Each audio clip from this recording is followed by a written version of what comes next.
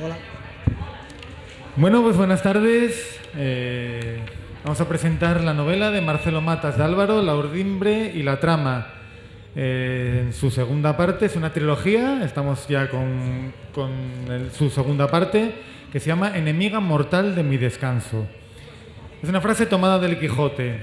El Quijote siempre ha sido fuente de inspiración para el arte, para los historiógrafos y para los coleccionistas de refranes y frases inmortales. Oh memoria, enemiga mortal de mi descanso, dice Cardenio acerca de su encuentro con Lucinda, su objeto del deseo. Y esta frase tan evocadora es el leitmotiv de esta segunda entrega de La Urdimbre y la Trama.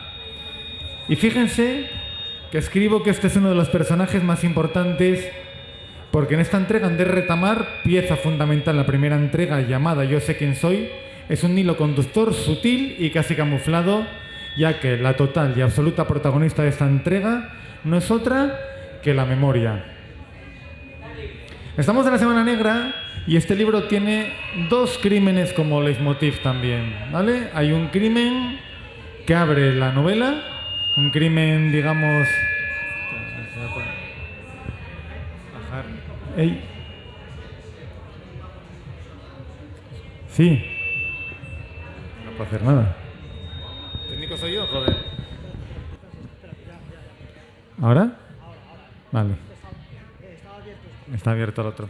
Pues hay dos crímenes en esta novela, como decíamos. Hay un crimen que abre la novela.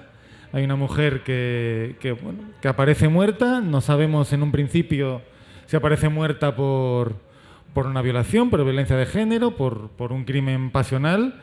Y luego finaliza también con otro crimen. No destripo nada tampoco, en un crimen político. Yo creo que son dos crímenes, tanto el que abre como el que cierra esta enemiga mortal de mi descanso, el leitmotiv también de que esta novela exista y de que estemos aquí hoy también en la Semana Negra, ¿no? Presentándola. Es una novela que tiene el aroma a fábrica antigua, a esa fábrica de Sebel Grey, que es una patria imaginada por el autor, por Marcelo, y que todo nos dice que Belgrey es el Béjar donde él nació y pasó la juventud. Una fábrica que allá por los años 50 y 60 resoplaba esperanza lejana, tal y como sucedía en estos terrenos donde estamos ahora, donde estaba Naval Gijón, y que luego de un momento a otro pues empezó a cerrar y ahora pues quedan las reminiscencias de lo que fue una zona industrial, una zona famosa por los tejidos, que es lo que sucede aquí donde estamos también. Y yo creo que esta novela pide ser presentada también aquí en la Semana Negra, ¿no? Una novela con música de The Doors de fondo, con música de los años 70, con una juventud que soñaba por aquella época y que no sabemos lo que ha sido de ella todavía, porque promete es una tercera parte, que no sé si está escrita o no, luego hablaremos de ello. Una juventud que en los años 70 aspiraba a esa libertad, quería ser libre, jugaba a serlo también, y que poco a poco, según va avanzando la novela, según va madurando, esa libertad va resonando también en las páginas, sobre todo en las del final, donde hay manifestaciones, donde hay un aroma a transición también, ¿no? Como decimos, bueno, es una novela donde esta transición también es un tiempo de ambulatorio, donde de repente también ondea una bandera tricolor, una bandera española, pero con la franja morada, que estuvo durante 36, 37 años prohibida. Aquí aparece durante esa prohibición también. Y como digo, está Andrés, que es el protagonista, que también estaba en la primera parte, está en esta segunda parte, que es ese hilo conductor, esa urdimbre o trama. Un día me explicaste cuál era la vertical y horizontal, pero es una de ellas dos, o las dos a la vez, que es la que fue este disparador narrativo para ti, ¿no? Este personaje que lo une todo, ¿no? Técnicamente hablando, yo creo que estamos en una novela compleja y golosa para el lector avezado. No deja escapar detalles, se disfruta con los giros del lenguaje, tiene teatro también dentro de ella, tiene diversos géneros, diversas voces que se aunan. Se repite, hay aliteraciones, si fuera un poema podríamos llamarlo una aliteración. Hay repeticiones buscadas, repeticiones. Técnicamente hablando, es una novela muy trabajada por Marcelo, tanto como su primera parte, y que yo creo que hace, como decíamos, al lector goloso, al lector gourmet, relamerse a la vez que va leyéndola, ¿no? Digamos que no es una novela de usar y tirar, sino que es de degustar. Como decimos, juega con los géneros, hay prosa, verso ajeno, verso propio camuflado de ajeno, teatro, epístola, ensayo psicológico. Pues por deformación profesional, Marcelo hurga sus contemplaciones con los pensamientos y sentimientos más profundos de algunos de los personajes que aparecen en ella, con lo cual también es novela psicológica. Digamos que tiene una pizca de muchas cosas, ¿no? Que hace que sea una novela. Ya en su primera presentación lo habíamos hablado. Yo considero que tanto esta primera parte como esta segunda, como espero de la tercera, hace una novela total, mezcla de géneros, mezcla de voces y, lo como decíamos, muy trabajada también en cuanto al lenguaje, ¿no? Quería ser breve hoy y voy a hacerlo terminando con El Quijote, ¿no? Tal y como empezamos, ¿no? Decíamos que yo lo que quiero es invitarles a ustedes a que lo lean, a que lean esta enemiga mortal de mi descanso, a que la saboreen y que se sorprendan. Y que me dejen terminar aquí ya que quiero que hable Marcelo y quiero que hablen ustedes también. Y vamos a volver otra vez al Quijote, que el Quijote puede que sea para las personas de habla hispana pues uno de nuestros más importantes libros de filosofía, ¿no? Aparte de ser una historia, ¿no? También en el Quijote se dice: sé breve en tus razonamientos, que ninguno es gustoso si es largo. Por lo tanto, hasta aquí mi introducción de esta enemiga mortal de mi descanso. Y ahora lo que quiero es que Marcelo pues hable de ella. Voy a hacerle yo una pregunta a modo de disparador y a partir de ahí pues quiero que entremos un poco en diálogo, ¿de acuerdo? Decíamos que se considera, dentro de los muchos géneros que tocas en esta enemiga mortal de mi descanso, también es novela negra. ¿Podemos decirlo a ciencia cierta de cuando la escribiste también pensaste que podría ser una novela negra o que estabas haciendo una novela negra? Buenas tardes. Primero quiero darte las gracias, David, por estar aquí conmigo otra vez más acompañándome, y quiero darle las gracias a todo el público que está aquí en este día que nos han metido en las carpas con la lluvia, el granizo, lo cual a nosotros como escritores que venimos a presentar nuestra obra nos parece muy bien que llueva un poquito para que sí y ahí nos refugiemos aquí. Y por supuesto, muchas gracias a la organización de la Semana Negra por acogerme. Bueno, yo lógicamente cuando empecé a escribir esta novela no pensaba en una novela negra, ni por supuesto pensaba en presentarla aquí. Sí que es verdad que hay crímenes, como decía David, hay primero un crimen en las páginas iniciales que ahora diríamos que es un crimen de violencia de género. Antiguamente se maldecía como crimen pasional, y al final hay un crimen político, social y político, ¿no? Pero no es una novela negra al uso, porque no se trata de resolver quién es el asesino. No hay un enigma en todas las novelas negras, policíacas, detectivescas. Siempre está el enigma, que es quién es el asesino, ¿no? Aquí no queremos saber quién es el asesino. Es una novela, eso sí, que tiene un secreto. Y tiene secretos que se van a ir sacando a la luz, desvelando, gracias a la memoria. Porque fundamentalmente es una novela sobre la memoria individual del propio personaje y de otros personajes que salen en la obra, y también de una memoria colectiva. Estamos hablando de los años 70, bueno, está el periodo acotado bastante claramente, porque va desde septiembre, el espacio temporal o la parte temporal es desde septiembre del año 76 hasta junio del año 77, cuando se convocan, se celebran en España las primeras elecciones democráticas después de la muerte de Franco, y entonces en ese contexto histórico, social y político es donde se encuadra la memoria de los personajes con la propia memoria histórica, que es un concepto que se viene usando en estos últimos años, ¿no? Entonces hay una doble transición, es la transición del propio personaje, es un chaval que tiene 14 o 15 años y hace una transición en su propia vida que tiene que ver también con la transición política, histórica y social que estábamos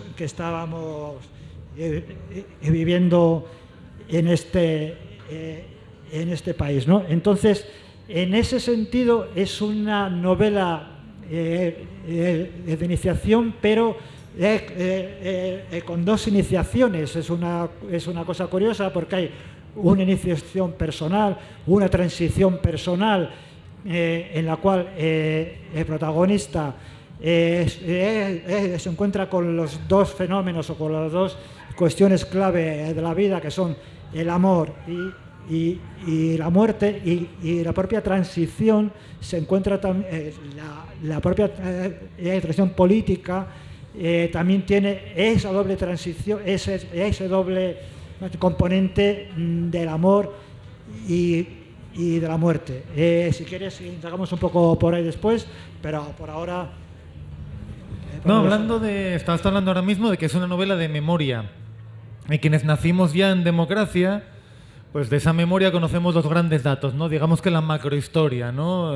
Cuando muere Franco, primeras elecciones, datos, por supuesto, importantes y que debemos de conocer quienes vivimos en este país.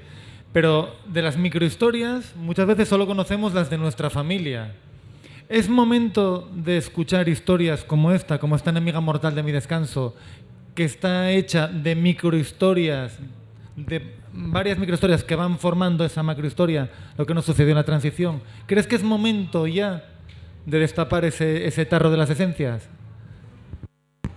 Sí, precisamente el sábado pasado en El País el escritor Antonio Muñoz Molina, no, este sábado el otro anterior, comentaba exactamente esto, de cómo se están perdiendo las memorias de la gente que participó o que vivió unos hechos, ¿no? Entonces él reivindicaba, primero, se lamentaba, ¿no? Porque él no escuchó en su día de una forma atenta a sus padres, a sus abuelos, a sus tíos, a sus vecinos en general.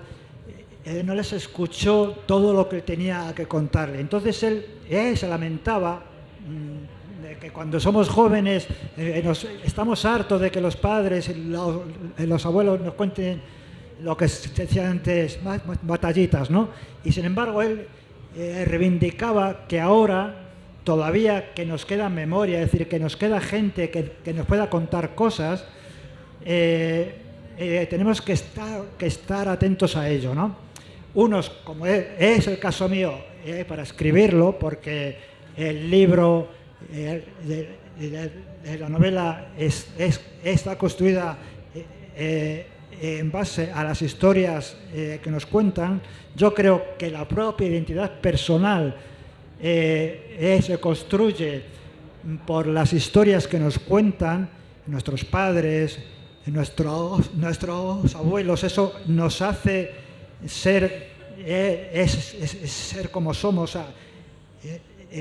nos construye la ficción también, y la propia sociedad no puede construirse si no tenemos un relato colectivo, si no tenemos personas, nuestros antepasados, que nos cuenten lo que pasó. Entonces ahora que tenemos esta recuperación de la memoria histórica, me parece que es algo vital para construirnos como sociedad. Es decir, para una cosa básica que es construir nuestra convivencia en paz, convivencia en el progreso y demás. Entonces yo creo que sí, que siempre hemos pasado unos años en los que lo hemos relegado porque hemos tenido quizá otras más prioridades, pero que ahora es el momento, siempre lo es, pero ahora más para todavía recuperar esa memoria. Entonces los que tenéis el privilegio, la suerte de contar a padres, abuelos o parientes o familiares o vecinos que nos pueden contar qué pasó entonces, es importante que estemos escuchándoles.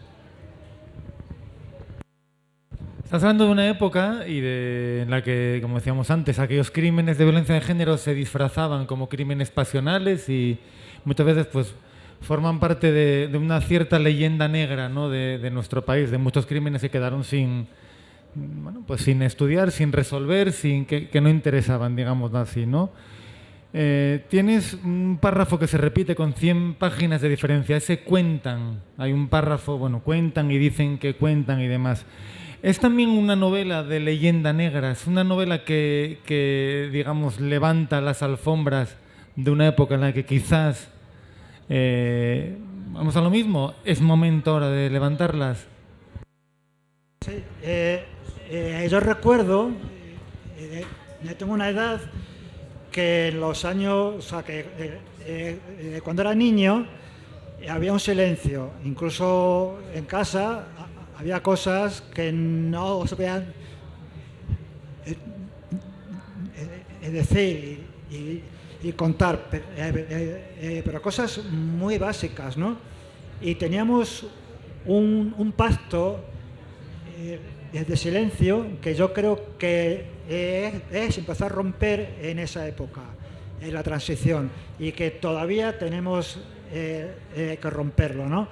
Y no sé si es tanto leyenda negra, sino leyenda real de las cosas que pasaban, ¿no? Aquí hay un capítulo que está escrito en forma de teatro sobre los últimos años que pasó Miguel Hernández en agonía por varias cárceles españolas, ¿no? Eso es una historia que no nos han contado, por lo menos yo no la supe hasta cuando ya era más mayor y que leí alguna biografía suya, y lo que se decía cuando estudiábamos es que murió en España en el año 42 porque estaba enfermo de tuberculosis, ¿no? Lo que no cuentan, y eso era un silencio político y social, no cuentan que murió de tuberculosis porque estaba abandonado en las cárceles, es decir, porque pasó durante muchos tiempos en unas condiciones precarias, en unas condiciones en las que al régimen solamente le interesaba que desapareciera, ¿no?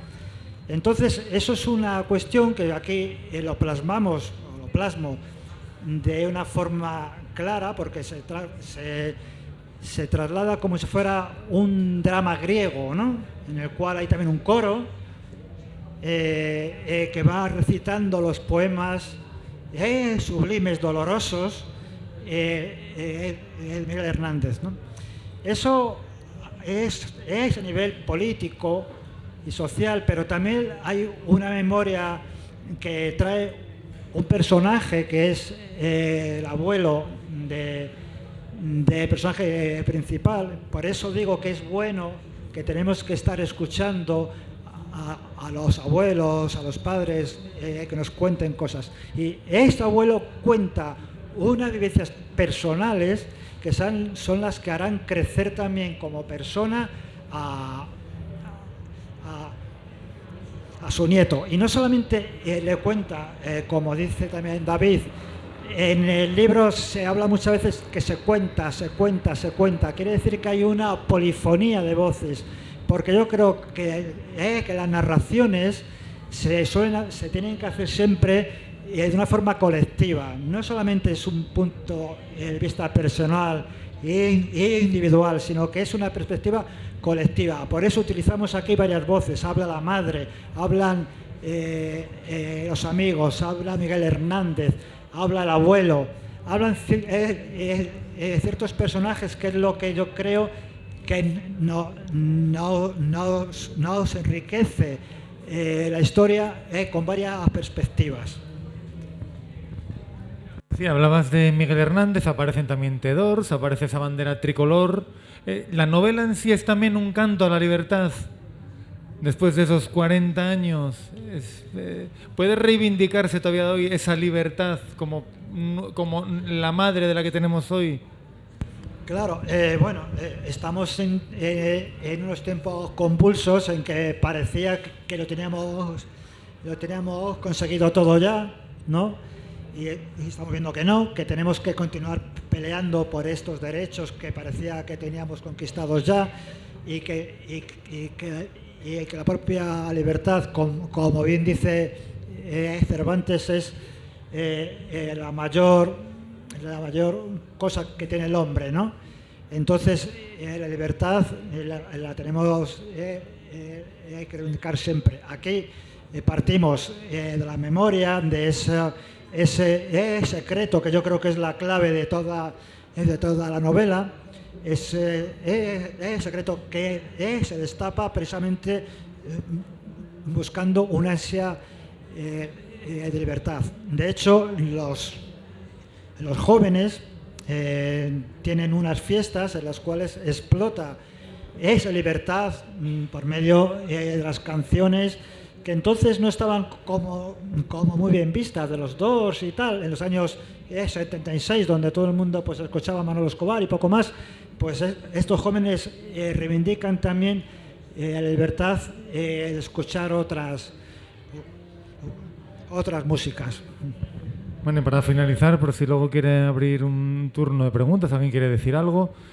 Es una novela escrita, como decíamos, a fuego lento, en tiempos de usar y tirar, digamos. Reivindicamos este tipo de literatura muy corregida, muy trabajada, con mucho sentido circular, digamos, un triunfo de las palabras en este tiempo. ¿Tiene sentido escribir así y ser lector de este tipo de novela? Para mí, la forma de la novela tiene tanto sentido, o quizá más, que es propio fondo, ¿no? Entonces, yo uso muchísimo tiempo, utilizo muchos años para hacer un librito como este, que tiene 70 páginas, puede que haya estado 3 años o 4, ¿no? Porque creo que el principal objetivo del escritor es utilizar bien la propia herramienta que tiene, que es la palabra, el lenguaje. Entonces yo me dedico muchísimo tiempo a trabajar las frases, a poner la palabra exacta, a corregir y corregir y corregir, ¿no? Entonces creo que la forma y el fondo tienen que ir unidos como un guante y su mano, ¿no? Y ahí no tengo problemas en tardar el tiempo que haga falta. A esta novela, que pertenece a una trilogía que se pueden leer de forma independiente, porque no es una saga, se puede leer cada una. Lo que pasa es que comparten el contexto y también comparten personajes. Le sigue una tercera que he estado escribiéndola hasta hace 2 meses, y espero que también se publique el próximo año, ¿no? Y entonces, pues bueno, yo tengo siempre un afán de precisión en el estilo, en lo que escribo. Y no sé si nada más. Si alguien quiere decir algo, y si no, bueno, pues atentamente les atenderás allí. Vamos a firmar allí. En las firmas. Y muchísimas gracias a los que estéis sentados y de pie. Muchas gracias. Gracias por atenderme.